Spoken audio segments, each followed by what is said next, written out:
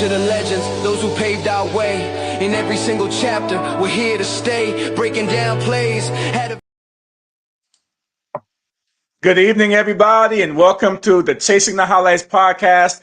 I'm Lonnie Washington. I'm in the desert in Arizona, and I'm here with my co-host, Tony Robinson. He's in Texas. Tony, how's it going? Pretty good, pretty good. Just ready to get this thing started. Playoffs. Excellent. Playoffs. Yeah, baby. Yeah, baby. This is the time of year that I think everybody kind of likes. You know, if your team is out of it, you've had a week to kind of digest the fact that they didn't make it. And now you're starting to watch the other football teams out there that it's been really good football games this weekend in the NFL.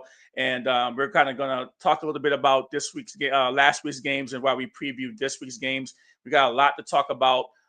What's going on around the league, too. A lot of crazy things going on around the league with the coaching thing and things of that nature, too. Tony, so it's been really crazy. But let's start with last night's game. We're gonna be talking about this here from last night, where we had the Texans win 30-6, and this game was kind of close, a lot closer in the fourth quarter than people thought it was going to be.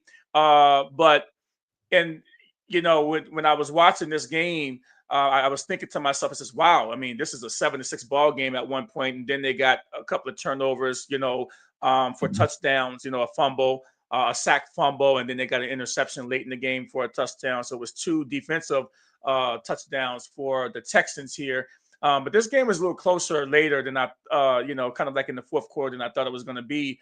But, at the end of the day, it might mark the end of an era here. This 30-6 win for the Texans might mark a win of, the demise of, let me just say this, the demise of coach. I don't want to say really demise, but I think he was really forced out.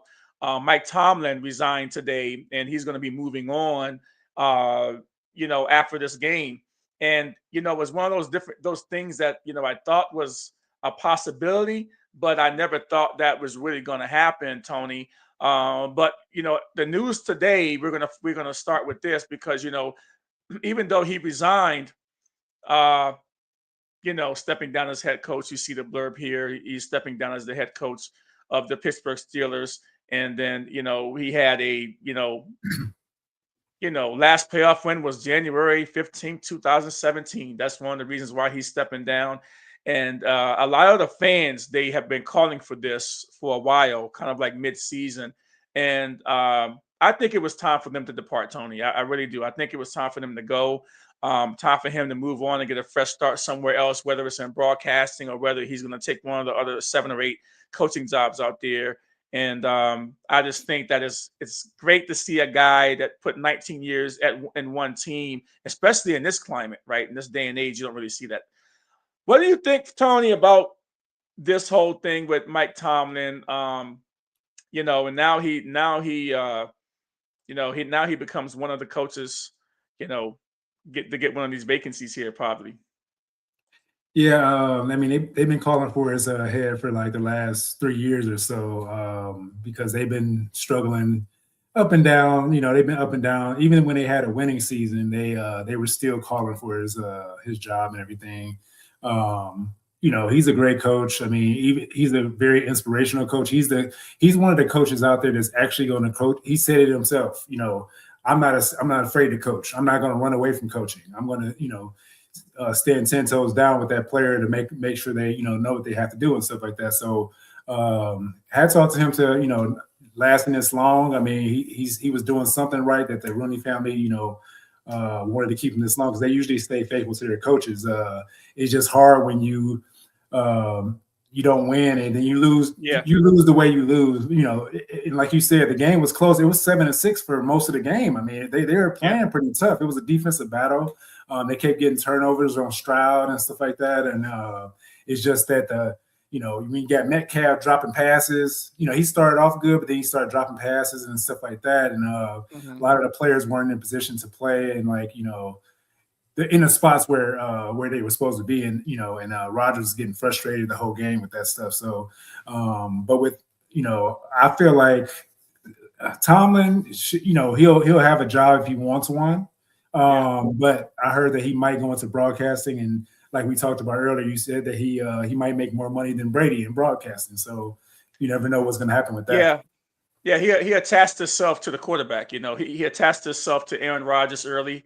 And, and I think that he thought that they could, maybe create a last-second spark for the Steelers on this last run. I think Tomlin kind of knew that once he attached himself to Aaron Rodgers and it didn't work out, that, that was his last hurrah there. And Rodgers, he got sacked, a lot of times yesterday. He took a brutal beating yesterday. And I just think that, looking at the press conference and the way that Aaron Rodgers took a beating with the Texans, I don't think he'll be back. I think the only team that he can really go back to, maybe the Minnesota Vikings might give him a chance. I mean, but he'll be 43 years old and got a lot of weapons over there, though, in Minnesota. But I don't know, man. I mean, the Steelers didn't really have a lot of weapons for him either. So, but he has a lot of respect for Tomlin. I'm glad to see that the camaraderie that Tomlin and Rodgers had. They both have a tremendous amount of respect for each other, and the way everything went out. They went out on their shield, right? They went out on their shield. They both lost, and I think it's good for Aaron Rodgers to just give it up. Take a year off, go broadcast and get in the booth somewhere. He's going to make a lot of money wherever he goes. So will Mike Tomlin. I mean, and so, bringing that up too, we're going to talk about with all the vacancies, Tony, which team would you like to see Mike Tomlin coach next? Where do you like to see him go? I mean, the bias side wants him to come to Cleveland, but then you got when you got Harbaugh and him staying in the division and actually going to play against their old teams after playing them 2 times a year, coming to staying in the division, playing against their old teams. I don't know which one we take, but I think Harbaugh is more of a fit than us than Tomlin, because Harbaugh is from the Cleveland area and stuff like that. He went to Toledo. I forgot what college he went to, but he's from the Cleveland area, so he'd be coming home. But I don't know. He wants a lot of money. He wants $20 million, 10 for his coaching staff, and then he wants to pick his own GM. So I don't know how that's going to go. I don't know if so he might want to go to a team that don't have a GM, right? Miami might be one for Harbaugh, but Mike Tomlin, I think if I'm really being honest, I mean, I'm a Commanders fan. I think I've made that very clear on this show plenty of times. And if I was the Washington Commanders, I would really make a big play for Tomlin, and I would. Even if I had to fire Dan Quinn, by the way, but I don't think they're going to do that, right? I think Dan Quinn going into next season is going to be kind of like his last year. Like if he has another season like this year, he's going to get fired. But why would you waste your time now when you have these coaches out here like Mike Tomlin? And Mike Tomlin, he has ties to Virginia, right? And so I think that basically him and Dan Quinn, I think, played with each other in college, right? Mm-hmm. And so I know it'd be kind of crazy to do that, but not necessarily when you have a coach that can really change the course of a franchise, like a Mike Tomlin, and you still got Dan Quinn over there who just fired the defensive coordinator, which he's supposed to be the defensive guy, right? And him and Cliff Kingsbury, they're Cliff Kingsbury gone. And so now, you hire, David Blah, which is, a very green offensive coordinator to come in with Jayden Daniels. And the only reason why the Commanders did that was to keep him away from going to Detroit, because the Detroit Lions wanted to interview him for offensive coordinator job. I would say I would talk to Mike Thomas camp, and I would say, hey, if you're serious about coming to DC, let's get something into place very quickly, and then we'll deal with the Dan Quinn situation. I definitely would do it. I don't think Dan Quinn. I think Dan Quinn's message has become sour his second year. We've seen him have some success when he was in Atlanta, but nothing long term. So to get a coach like a Tomlin, I think you move heaven and earth to get him. And I know, but if it's not the Commanders, any of these teams that I would have to pick, I think I would like to see him in Las Vegas. The Las Vegas Raiders and Mike Tomlin just seems like a good fit. That old school, culture that you're going to bring that Raiders back. And I know they're in Vegas now, but I would love to see Mike Tomlin in the silver and gold. I really would. That would be awesome. Yeah, that would be a good team to go to. But also the other team will be Baltimore Ravens. The Ravens, like we talked about earlier in our pre-show call, and Baltimore is like, set it and forget it. Like you go in there, it's like turnkey. It's like plug and play. Plug and play.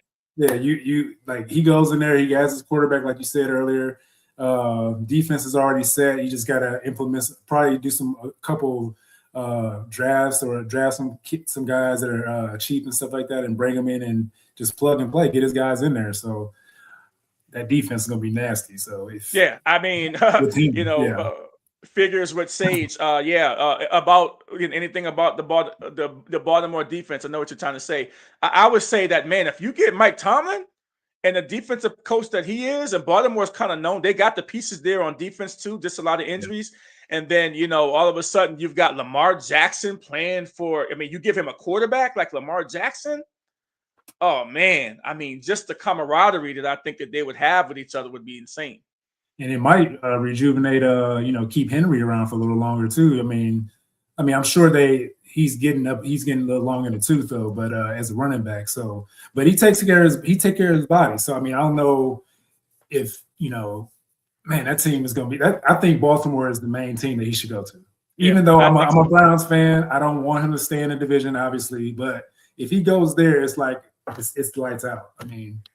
I think so too. I think that we had to start off talking about that, but we're going to talk about the Rams and the Panthers game. The Panthers nearly pulled off an upset in a high-scoring thriller, and it took Matthew Stafford some last game heroics to come back and win that football game.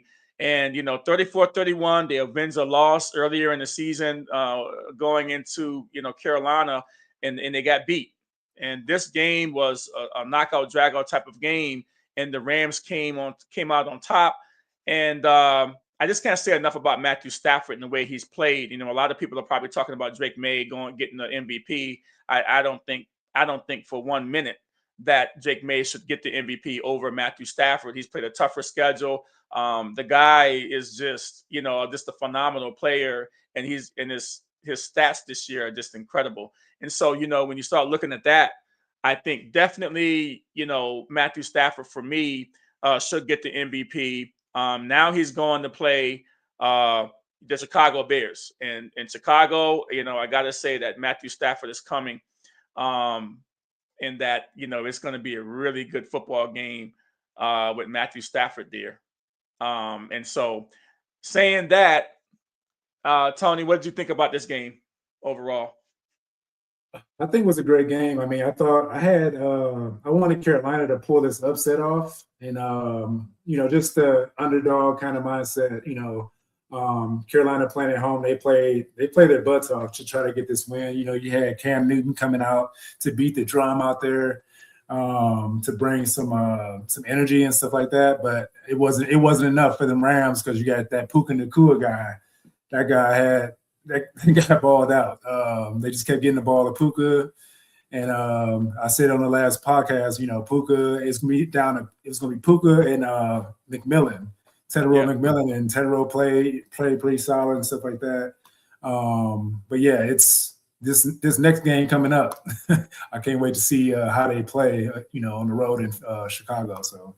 Yeah, I thought it was a really good game, and I think that this was a great matchup. I think this matchup is really what the Rams wanted, but I think that the Carolina Panthers gave them a little bit more than what they bargained for in this game. I didn't think that they thought it was going to be this tight. But in the playoffs, you know, things are a little bit different. Teams play different. And also, you know, styles make fights, right? You never can know. How did Carolina beat, you know, the Rams earlier this year? How did they almost win this game, right? But styles make fights. And I don't think the Rams defense has been really that good, to be honest with you, over the last 5 or 6 weeks. It's the offense has been carrying them. I mean, the Rams defense had been better earlier in the season, the midseason, but coming down the stretch here, I mean, their defense has been giving up a lot of points, and they've got some cracks in that defense that, you know, going into Chicago, and we'll talk about that later, that I think that could be a little bit of a problem for them. If you're starting to really think about it, you know, that could be a little bit of an issue for them. Also, you know, we're going to talk about the Bears and the Packers, you know, the Bears, right? And so I was really excited for the Bears fans on this one, right? I really, Chicago mounted an impressive comeback win after trailing by 18 points. And I was really excited to see the Bears come back and win this game. You know, Caleb Williams have started to become just the that quarterback, you know, that comeback guy, right? I mean, he's got 7 comeback wins this year, trailing by 18 points. I think he put up like 25 points in the fourth quarter to win this game. It was freaking amazing.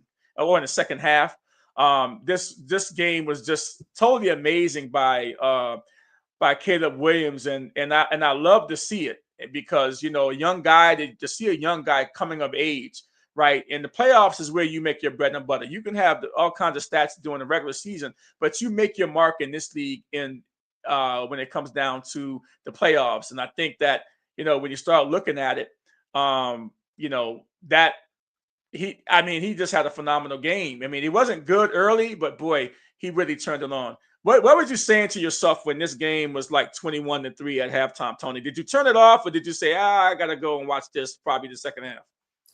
I'm not going to say I knew that this was coming, but I feel like, you know, with the playoffs, anything can happen. And, you know, in the NFL, anything can happen. So I feel like, you know, I had to watch the game, because you just never know what can happen, you know. And knowing what happened the last, you know, game, they did the same thing. They came back and won the game. So you can never count these guys out. Like we said before, the cardiac kids, you know, they always making that comeback. But I did, you know, I'm gonna keep pounding this drum about my receipts that I have. From back at the beginning, you know, when they were like, when they lost their first couple games or whatever it was, they lost and they weren't playing too good. And I was like, hey, brother, you know, that Ben Johnson offense, he's gonna make them better. Just give him some time, let him get acclimated to the offense. And, you know, he's showing me that, you know, with the Ben Johnson offense, you just got to have that two-headed monster at the running game, and then you just let the passing game go as it comes, you know. But the running game is key. When they first allowed Monangai to start running the ball with Swift, that's when it took off. And I feel like it's going to be hard to stop that running game, especially with the Rams coming to Chicago. Yeah, the weather. We don't know. It's going to be cold. Cold weather, out of the dome, Rams. I don't know. It's going to be interesting. We're going to see. I'll get your picks in a little while, but it's going to be interesting to see how that all pans out. And then, you know, when we start really looking at the other games, we had the Buffalo Bills at the Jaguars, 27-24 in a nail biter with 4 lead changes in the fourth quarter. You know, I'm sitting there looking at this game, and I'm saying to myself, oh man, this game is just a killer game. I'm saying to myself, like, I just couldn't believe the way this game panned it out. And it was such a really good game to see. And I was like, man, Josh Allen, you know, pulled this game off, and he took some hits in this game too. That was crazy. And 27-24. And then, you know, Trevor Lawrence, if we start looking at Trevor Lawrence and, you know, just kind of like his body of work in the playoffs, you know, it's kind of a mixed bag, right? Big comeback win against the Chargers. And then all of a sudden, you know, during the regular season, you know, he can't miss. And then he gets here in the playoffs and throws a pick at the end of the game to try to mount the comeback to get in the field goal range. Remember, their field goal kicker can kick the ball 65, 66, 70, 67 yards. I mean, he's a record holder, the NFL record holder in the field goal. And all he had to do was basically get to midfield on the 45-yard line of the Bills. And then he throws a pick, first play. and then the season's over for the Jaguars. I think they had a great season, for the first year coach there. But I was very disappointed in the way this one ended. I said that Josh Allen is going to put out the cape, and that's what he did, Tony. Yes, he did. I'm very disappointed in the Jaguar. I had them winning the game.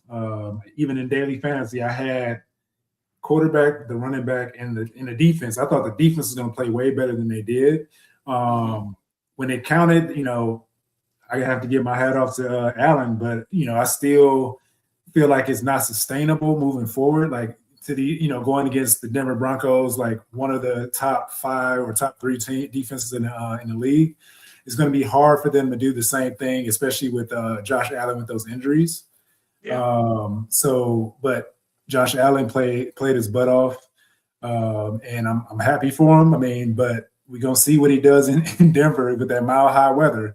It's going to be different. Yeah, we're going to talk about that. I mean, yeah, Josh Allen has done what I expected him to do. Again, no Lamar Jackson, no Mahomes, and no Joe Burrow.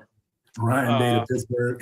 Yeah, I mean, I figured I'd put that up there by KC. He's trolling me. He's trolling me. You see the Buckeyes. KCH Miz. I had to put that up there because obviously, that would affect my boy Tony here because he loves the Buckeyes, right? Ryan Day ain't going nowhere. He could. I mean, that is not a far-fetched comment, though. I mean, that is not a far-fetched comment. I mean, Ryan Day could go to Pittsburgh. And I think what? You don't think it's a better job? You just don't think that it's going to happen? Nah, it ain't happening. Yeah, come on, man. Like, come on.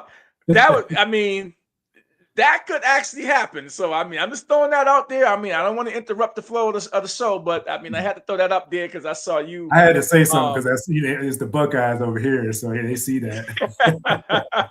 So you think he's just trolling you, but I think, I mean, Ryan Day to Pittsburgh. So they're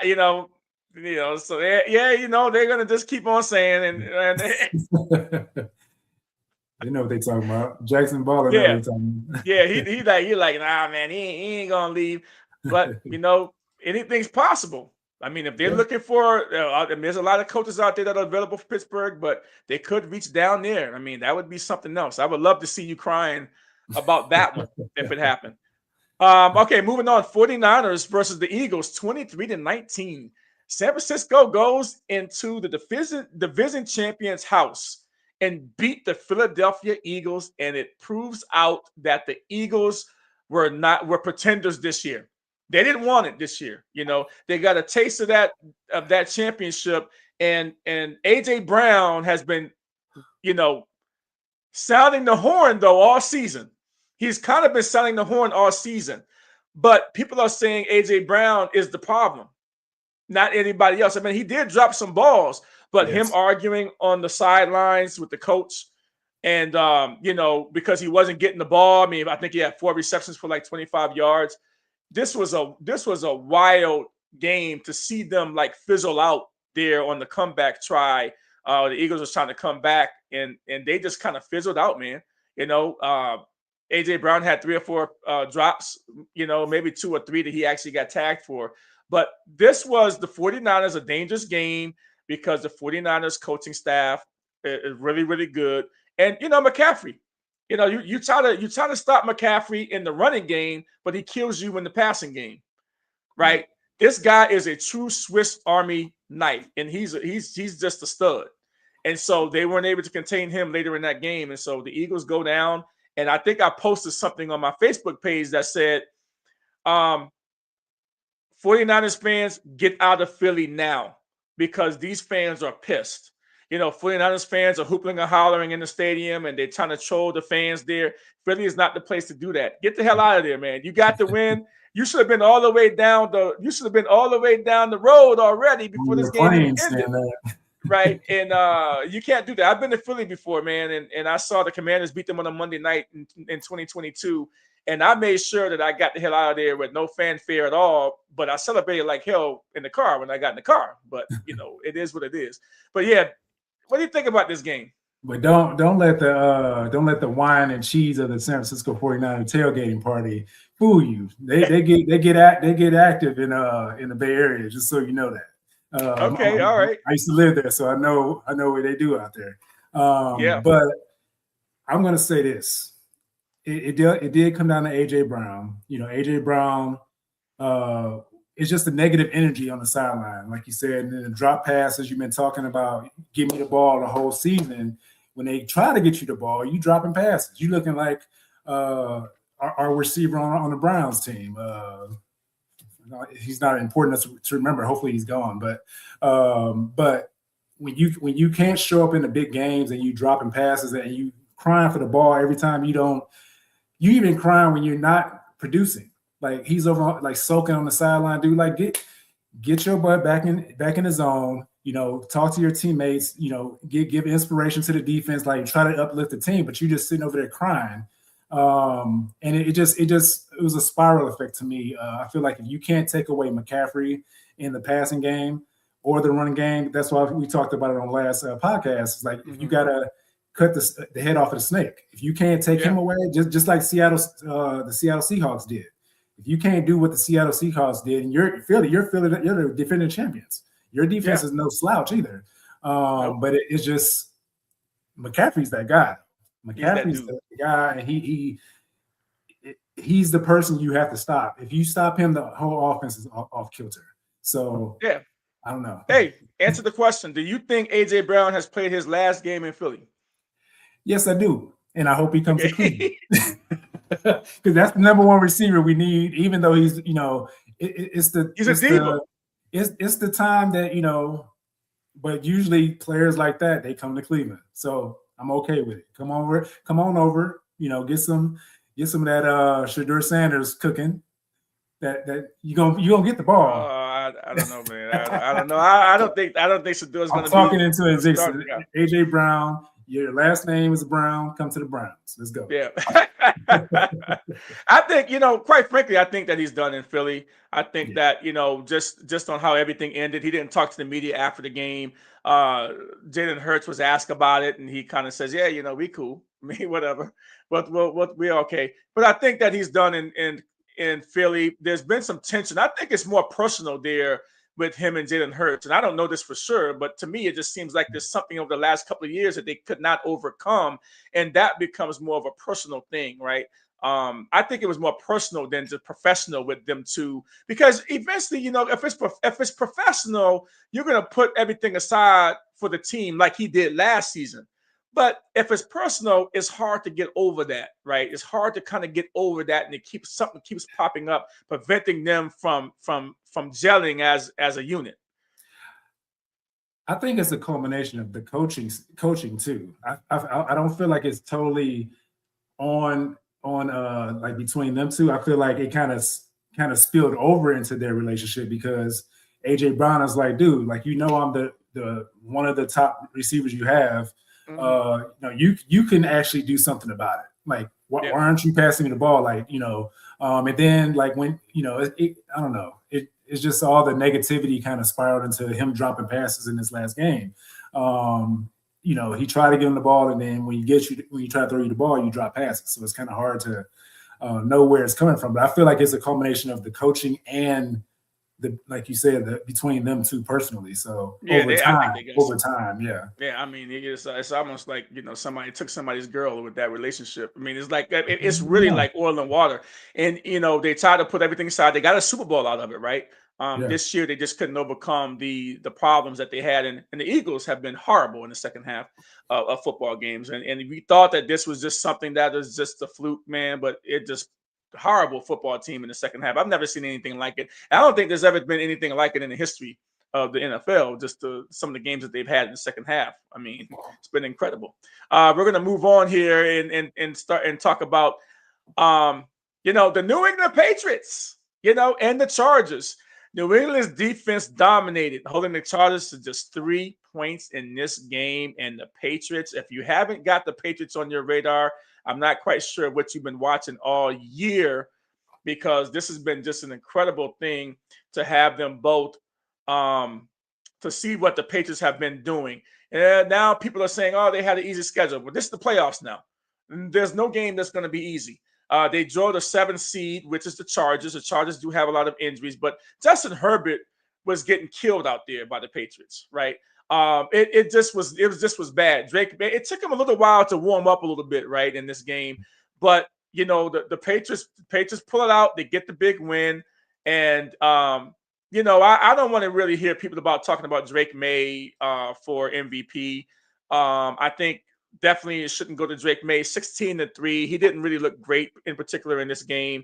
But the defense was all over Herbert, but Drake May made enough throws when it counted to win this game. So I'm going to give the young guy credit. But we're going to see this week. They have a tough task ahead of them this week. But I got to give the Patriots a lot of credit. So all my New England fans out there, all my friends that are New England fans, I got a lot of them out there because I'm from New England. I'm from the Massachusetts area, the Springfield area, and that's all New England. So, Tony, what do you think about what the potential Patriots is going to possibly do moving forward? I mean, looking at this game, of course, what do you think about this game? What do you think the Patriots shows you in this game? Well, they showed me in this game that they're just like those old Belichick teams where they because Vrabel's cut from that same cloth, that coaching tree where they take something away. And I feel like they were trying to take Herbert away, and they just rushed him. And I mean, because they know the offensive line is not that great, so they just kept pressure on him, all different kind of angles, all different ways. Where he was so flustered, and he was just, I mean, he doesn't show that he's frustrated, but you can tell in his face, you can see it. It's like, oh, I can't do anything. What can I? He doesn't have time to throw to his receiver. He has a nice receiving core, and I just feel like he just couldn't do what he usually does. And like he tried to come out with his Josh Allen game towards the end, and it's just not enough. I mean, he just couldn't. He's not a runner like that, But you can't leave him open though. He will get some yards. He will get like 15 yards if you play man and like you turn your back to him. He'll dart out of there. But the front four was like really good at getting to him. And I feel like the Patriots, they have a nice shot of making it to the AFC Championship game. It's all about matchups, man. It's all about matchups. Yeah, the way it's set up right now, I feel like I don't know, but that Houston game is going to be a good game. It's going to be crazy, right? Yeah. So we're going to take a quick break. We're up against our 30-second break. We'll be back in 30 seconds, guys. Sit tight. We'll talk about this week's games in the divisional round when we get back.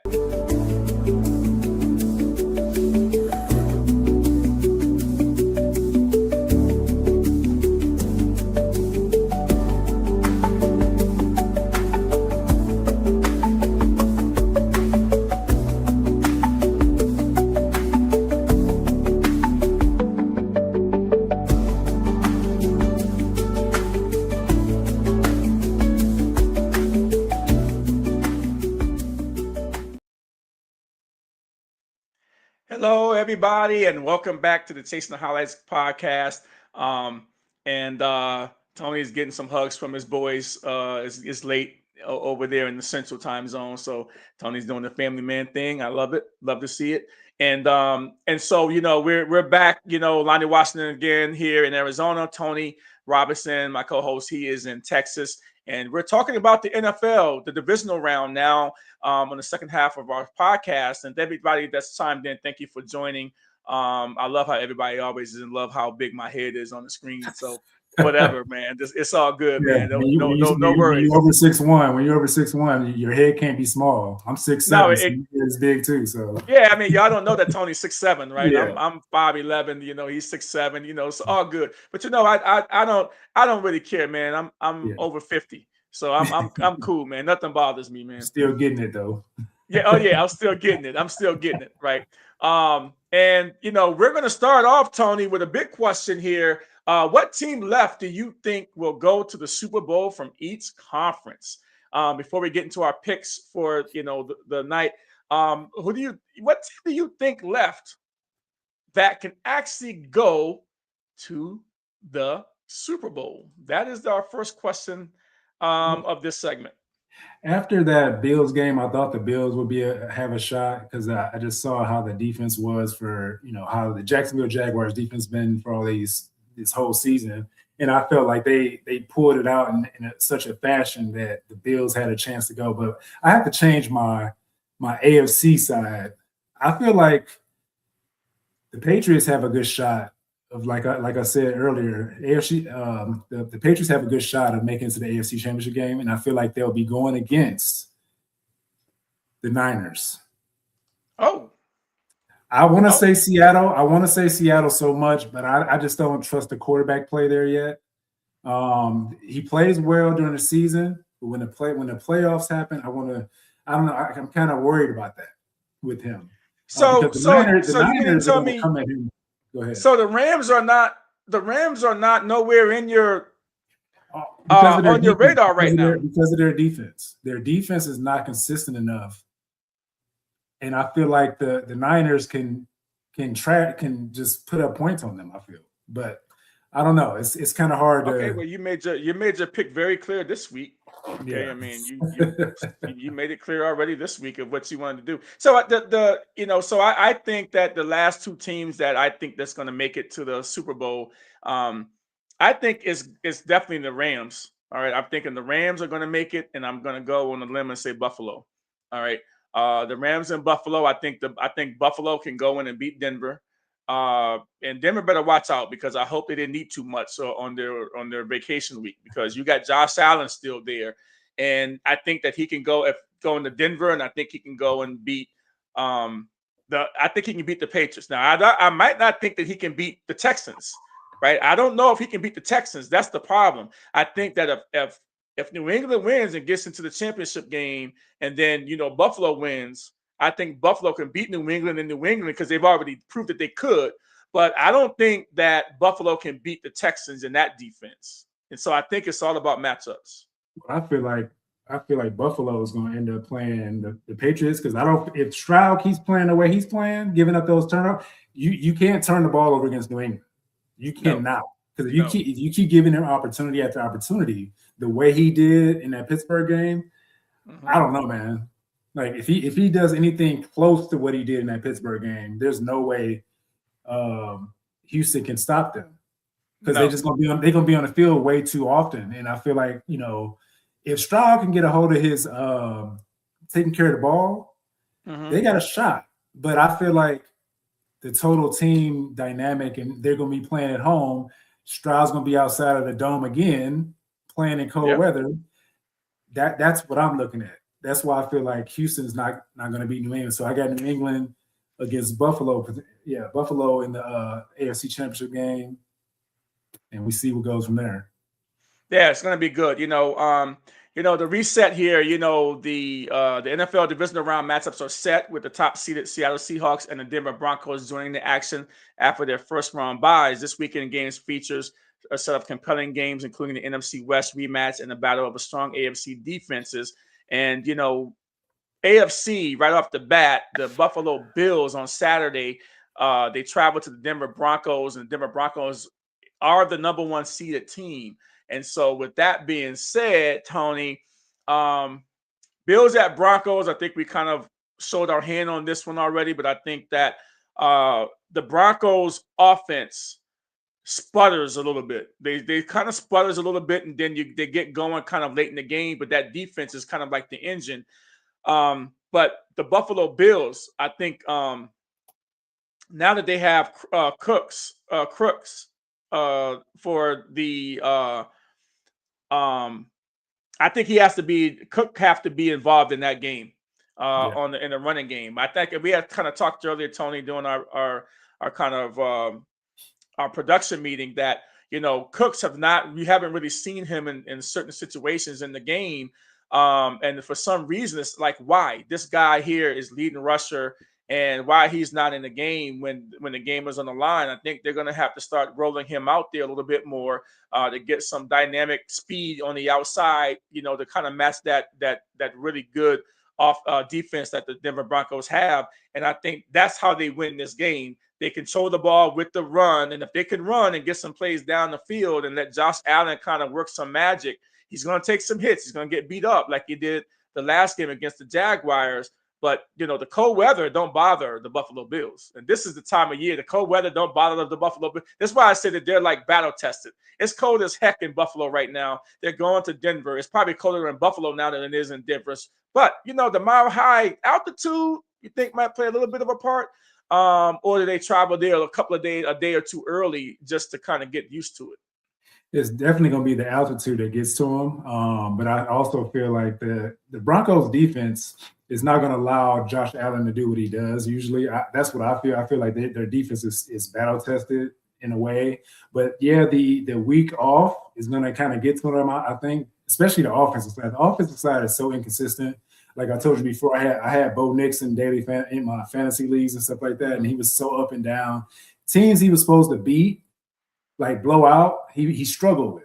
The teams he was supposed to struggle against, he played up to. So I feel like in this game, Bo Nix could come out and play very well against the Bills because of that, just that what I just said. Like it's a great team in the playoffs. He may play up. But I also think that he could probably struggle because the Buffalo Bills defense is good at stopping the pass. So he's going to have to run the ball, get out of the pocket, and do different things to get going. That's what I feel like he's going to have to do to bring a different dynamic to that offense. Because I mean, the season offense of the Broncos, they struggled pretty much all season to me. And the defense, kept them in games and stuff like that to get them the first seed. So, yeah, I mean that's going to be a really good game. I can't wait to see it. Our next game is the 49ers at the Seahawks. If you're really looking at, I mean, this is a NFC West division matchup. Number 6 seed, the 49ers, 13-5, will face the top seed, the Seahawks, as 14-3. The Seahawks won their Week 18 game matchup 13-3 to clinch the number 1 seed, and the 49ers will face injury challenges, including George Kittle. He tore his Achilles the last game in Philadelphia. Seattle was currently a 7.5-point favorite at home, and that line is probably going to move even higher, I think, in this particular game. But I think that you got to be careful with the 49ers because the coaching staff is really good. I think that, man, and they've been there before. You guys remember they played in the Super Bowl, right? A few years back, 3 or 4 years ago. And, Shanahan knows how to coach. He knows how to win. And you got Robert Saleh, that is the defensive coordinator, right? He's the defensive coordinator on that team. And I think that it's going to be a really good game. And these are playoff games. Seattle's going to be crazy. It's the first playoff game in Seattle in years. That place is going to be rocking. And Tony, how it is, how intense it is in Seattle. You've been there. You've done some stuff, with the team actually. And so you've been there. So I'm thinking the Seahawks is going to win this game.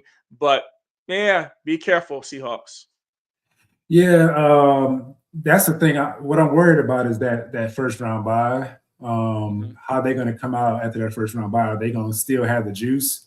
I think they still do. I mean, their defense is potent. They had, it's almost they brought the no-fly zone back, and they're getting into the quarterback.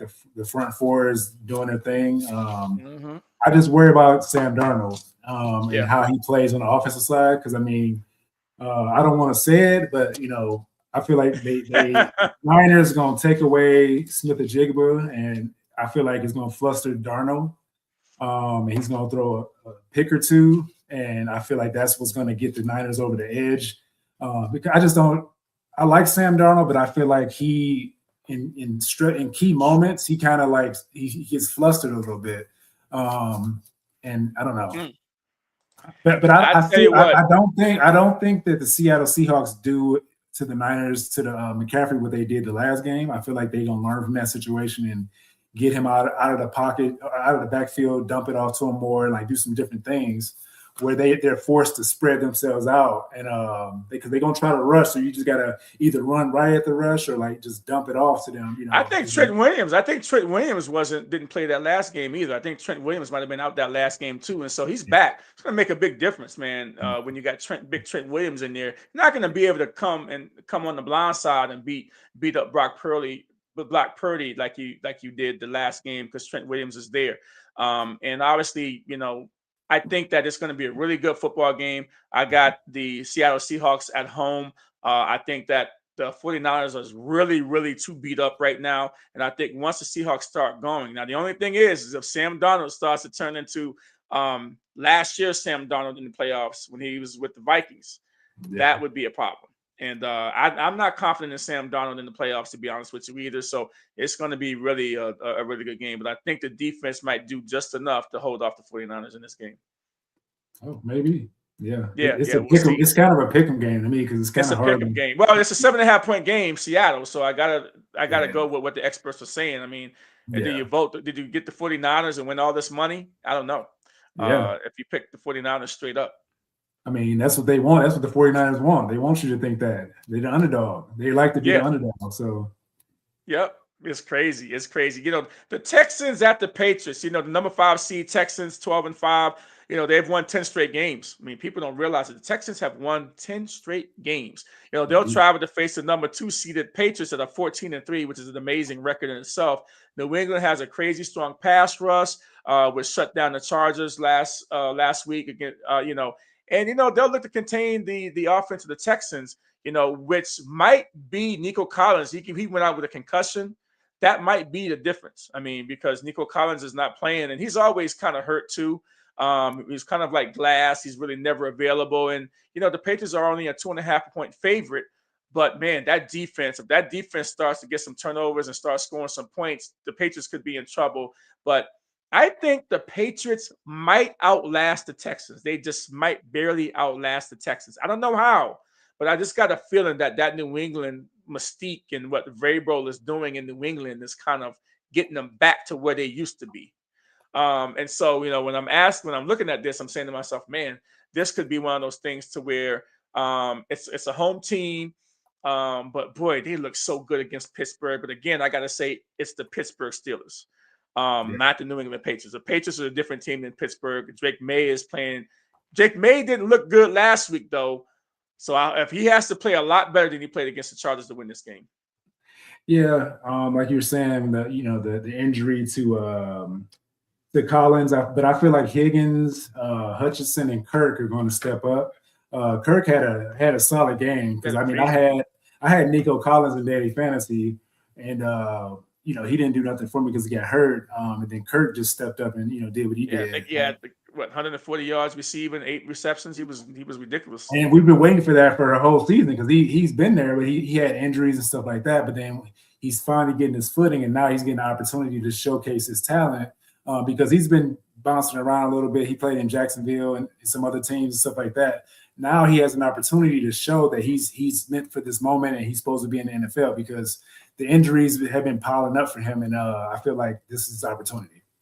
Yeah, he's a good player. I mean, he's a good player. I mean, he wasn't worth this contract that he got in Jacksonville. I mean, when he left the Cardinals and went to Jacksonville and got this crazy $28 million deal or whatever, he wasn't worth that money. I'm not counting anybody's money, but his production was not good. And now that he found a place with the Texans and maybe he can rekindle that. But Stroud, he had a horrible game yesterday. You can't have 4 fumbles and all this crazy stuff going on with the snap count. I mean, he was getting the ball was flying to him when he didn't even ask for it. It's literally crazy. They got to get that together. But the defense kept them in that game. And boy, this is going to be such a good game to see. I can't wait to see it. I'm excited for this next round. And so we'll see how it really pans out. Everybody now has, I think, been chiming in a little bit. Some people have been asking about, some people are saying the Bears versus the Bills in the Super Bowl. Not quite sure, Sean Capri. It's possible. But can the Bears go and beat the Seattle Seahawks in Seattle? No, I don't think so, man. That's crazy. I don't think so. But we'll see how that works out. And but yeah, some people have got, Avery Kindred says, the Rams versus the Texans in the Super Bowl. That could be an interesting matchup. But the quarterback play has to be better with Stroud. And Stroud doesn't get that the turnovers under control. I mean, his center is an issue too because he's sniping the ball when he's not ready and stuff like that, and just not catching the ball on the snap. But if they can get the offense together, the defense is gonna show up. The defense is gonna show up. So if that defense keeps showing up the way they do, and Stroud get it together, they're a force to be reckoned with. We just don't know because he's playing outside again in cold weather in New England. He's not good outside, though. He's not good. Outside that dome. He's not good. And then somebody said, I think the 49ers will come out on top to beat the Super Bowl. That's what I think. I think it's the 49ers' time again. Like this, it's their time. They've been against Mahomes is not here, because they lost to Mahomes, and I feel like that the 49ers has a shot to win this Super Bowl this year. I think they're just too beat up, though. I wish that was right, but I think they're just too they're just too beat up. I mean, I don't know. I would love to see it, but I just can't think that they would win that game. All right, we're moving on anyway. But yeah, thanks guys for your comments. I really appreciate you guys chiming in. Rams at Bears. Number 5 Rams, 12-5 will play the number 2 seed, 13-4, the Chicago Bears in Chicago. The Bears put off the big comeback win against the Packers last weekend. The game features a dynamic quarterback matchup between Matthew Stafford and Caleb Williams, with many analysts predicting a high-scoring affair. The Rams are a slight favorite by 3.5 points, and I think they're going to win by more than 3.5 points. To be honest with you, I think this game might not be as close as people think. It could be close, but I think it could go either way. I don't think it's going to be really a big close game. It could be, but I think if it's a shootout, I think the Rams win this game. If it's a really close game, a shootout down the stretch, whoever has the ball last, let me just say that. Whoever ends up with the ball last with time on the clock, I think, because Stafford could come back like that with him and Puka Nacua and Adams, even though I didn't like the game Adams had last week.